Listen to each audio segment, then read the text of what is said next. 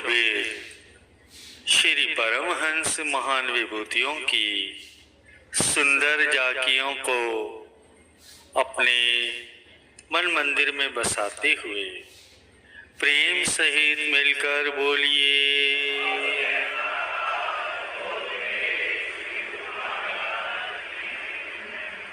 परमात्म से आत्मा जुदे रहे बहुकाल, सुंदर मेला करी दिया सतगुरु मिले दयाल। गुरुमुखों, जब से ईश्वर ने यह सृष्टि रची है तब से इसे दो भागों में बांट दिया है। एक तरफ काल और माया की शक्ति है तो वहीं दूसरी तरफ दयाल की शक्ति है। दोनों सृष्टि में अपना अपना काम करती है।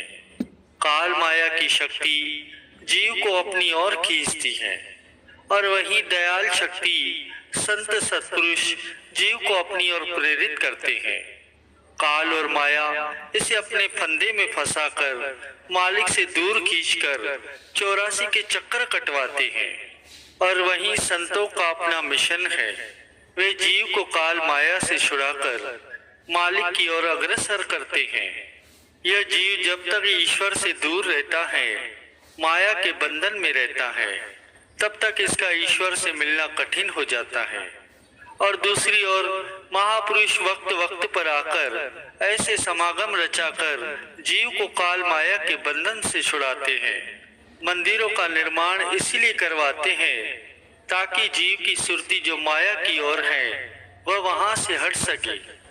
आम दुनियादार लोग इसी में ही गलतान रहना चाहते हैं, वे इससे बाहर नहीं निकल सकते। जिन जीवों के पिछले पुण्य संस्कार होते हैं वे महापुरुषों की शरण में आकर धीरे धीरे भक्ति। गुरु को वीडियो लाइक करना, सब्सक्राइब करना प्लीज। बहुत मेहनत से मैं आपके लिए वीडियो लेके आता हूँ। वीडियो लाइक कर देना, सब्सक्राइब कर देना प्लीज। की ओर प्रवृत्त होते जाते हैं। ऐसे ही संस्कारी जीवों के ख्याल पुख्ता हो जाते हैं। जिनके ख्यालों में दृढ़ता एवं परिपक्वता आ जाती है उन्हें कोई ठेस नहीं पहुंचा सकता। अन्य जप तप नियम और साधन भक्ति की पहली मंजिल है। मनुष्य जन्म ही आखिरी स्टेज है। यह मालिक तक पहुंचाने की सीढ़ी है। इसमें ऐसा संयोग बन गया है कि इसे महापुरुषों की शरण प्राप्त हो गई है। भक्ति के नियम मिल गए हैं। इनको अपने जीवन में धारण कर जीव अपने जीवन को सफल बनाकर मालिक की प्रसन्नता को प्राप्त कर लेता है। ऐसे ही हमारे हृदय सम्राट श्री 108 श्री सद्गुरुदेव महाराज जी, श्री पंचम पातशाही गुरु महाराज जी अक्सर पर्व के पश्चात कुछ महात्मा और भक्तों सहित 1-2 दिन के लिए चक्र संतधाम जो कि यवत में है वहां पर कृपा फरमाते हैं। तो एक बार शाम के समय श्री गुरु महाराज जी वहां पर कृपा फरमाते हैं। साथ में कुछ महात्मा जी और भक्तजन भी थे। प्रेमियों ने गुरु महिमा के भजन गाए। सबको प्रसाद देकर श्री सद्गुरुदेव महाराज जी उन्हें एक बगीचे में ले गए। बगीचे में पहुंचकर श्री गुरु महाराज जी ने सबको फरमाया कि बगीचे में जितनी भी झाड़ियां लगी हैं ये सब उखाड़ कर बाहर फेंक दो और पूरी सफाई कर दो। श्री आज्ञा पाकर सभी सेवा में जुट गए और स्वयं गुरु महाराज जी वहां एक कुर्सी पर विराजमान हो गए। सभी प्रेमी बड़े उत्साह से झाड़ियां काटने लगे, झाड़ू लगाने लगे। तो इसी प्रकार सफाई का कार्य आरंभ करवाकर श्री गुरु महाराज जी अपने कक्ष में आ गए। इधर कुछ ही पलों में उस बगीचे की सफाई पूरी हो गई। प्रेमी जन सेवा कार्य निपटाकर सत्संग भवन की ओर चले गए। उनमें से एक भक्त जी थे जो कि विदेश से आए थे। वे आंखें मूंद कर वहीं ध्यान में बैठ गए। कुछ समय बाद एक महात्मा जी उस बगीचे में गए तो क्या देखते हैं कि एक भक्त जी वहां अकेले ही ध्यान मग्न बैठे हैं।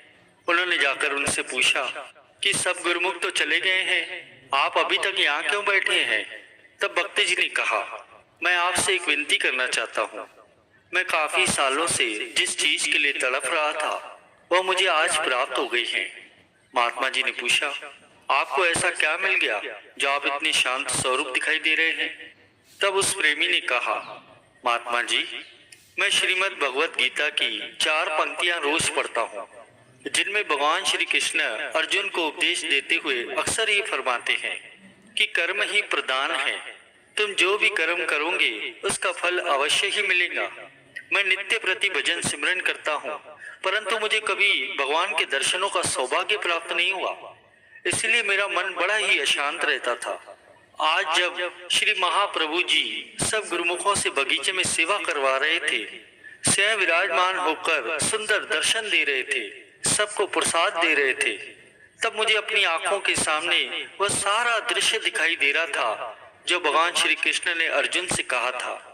ऐसा लग रहा था कि जैसे श्री गुरु महाराज जी भगवान श्री कृष्ण के रूप में सामने कुर्सी पर विराजमान होकर सबको श्री दर्शन दे रहे हैं और सबसे उनके पूर्व पुण्य कर्मों के अनुसार सेवा करवा रहे हैं।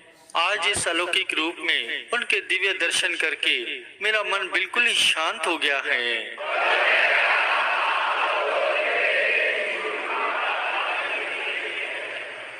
प्रेमियों, महापुरुषों की कृपा के फलस्वरूप ही ज्ञान का बानु उदय होता है जो अंतर मन में उजियारा भर देता है। श्री सद्गुरुदेव महाराज जी जब भी वहां पर कृपा फरमाते तो शरणागत गुरुमुखों को श्री दर्शनों से, सेवा से और सत्संग की अनमोल निधि प्रदान कर उन्हें खुशहाल कर देते। एक बार जब श्री गुरु महाराज जी विराजमान थे तो एक महात्मा जी ने सत्संग में भगवान श्री कृष्ण की प्रेम लीलाओं में से एक छोटी सी कथा सुनाई। एक बार देवर्षि नारद जी भूलोक पर विचरण करते हुए वृंदावन की गलियों में जा पहुंचे। वहां क्या देखते हैं कि एक गोपी जो कि ध्यान मग्न होकर बैठी हैं, उन्हें यह देखकर बड़ा आश्चर्य हुआ। उन्होंने गोपियों को कृष्ण प्रेम में डूबे हुए सदैव उनके पीछे भागते हुए देखा था। वे मन में विचार कि गोपियां जो हर पल हर क्षण प्रभु प्रेम में ही मग्न रहती थी, जिन्हें प्रेम की परिभाषा के अलावा कुछ ज्ञान ही नहीं था, वे भजन में लीन कैसे हो सकती हैं। अब देवर्षि नारद जी से रहा नहीं गया। उन्होंने उत्सुकतावश उस गोपी से जाकर पूछ लिया कि आप अपना दीवानापन छोड़कर भजन ध्यान में चित्त को कैसे जोड़कर बैठी हैं। गोपी उनको प्रणाम करते हुए अपनी व्यथा सुनाते हुए कहने लगी कि मैं यहाँ भगवान के ध्यान में नहीं बैठी, बल्कि मैं तो उस सलोने कृष्ण की अपने दिल में संजोई हुई यादों को बुलाने का प्रयास कर रही हूँ। परंतु क्या करूँ, कृष्ण तो मेरे हर रोम रोम में, हर रग रग में, हर कण कण में, दिल की हर धड़कन में ऐसे समाया हुआ है कि लाख प्रयत्न करने पर भी उसका ध्यान अपने चित्त से बुला नहीं पाती। अब तो मेरा किसी काम करने में भी मन नहीं लगता, बस 24 घंटे वही सांवरी मनमोहिनी सूरत आंखों में ही समाई रहती है। उसकी साकार माधुरी हरदम सम्मुख देखना चाहती हूँ, उसे न पाकर छटपटाती हूँ। हाँ, किसी प्रकार उसे बुला पाऊं। यह सुनकर देवर्षि नारद जी बड़े ही हैरान होकर कहने लगे कि जिस ध्यान को परिपक्व करने के लिए ऋषि मुनि योगी तपी हजारों वर्षों तक कठिन तपस्या में लीन रहते हैं, तो भी यह ध्यान दृढ़ नहीं हो पाता, फिर उस ध्यान को तुम अपने चित्त से क्यों बुला देना चाहती हो। तब गोपी ने एक ठंडी सांस भरते हुए कहा कि यह हृदय मंदिर भगवान श्री कृष्ण का बन चुका है। इसमें उनका ध्यान इस तरह परिपक्व हो चुका है कि वह हृदय से विलग हो ही नहीं सकता। मधुसूदन के अतिरिक्त कुछ भी तो नहीं पाता, मैं करूं तो क्या करूं। तब सत्संग के बीच में ही श्री गुरु महाराज जी अपनी मौज में आकर फरमाने लगे कि हर गुरुमुख प्रेमी के हृदय में अपने इष्ट देव का ध्यान इसी प्रकार पुख्ता होना चाहिए कि प्रत्येक परिस्थिति में वह ध्यान अड़िग रहे। जब एक बार मन मंदिर में इष्ट देव अपने प्राणाधार की छवि का ध्यान एकाग्र हो जाए, वे हृदय में विराजमान हो जाएं, तो फिर कभी वह स्थान रिक्त न हो। आप सबको भी उस गोपी की तरह ही इस ध्यान को दृढ़ता से अपने हृदय में बसाना है, ताकि अपने प्रियतम के अतिरिक्त कोई और ख्याल दिल में प्रवेश ही न कर पाए। दिल का हुजरा जो मालिक के लिए नित्य साफ करते हैं, कुल मालिक भी उन्हीं के दिल में सदा निवास करते हैं। गुरुमुखों, संत महापुरुष। गुरु को वीडियो लाइक करना, सब्सक्राइब करना प्लीज़।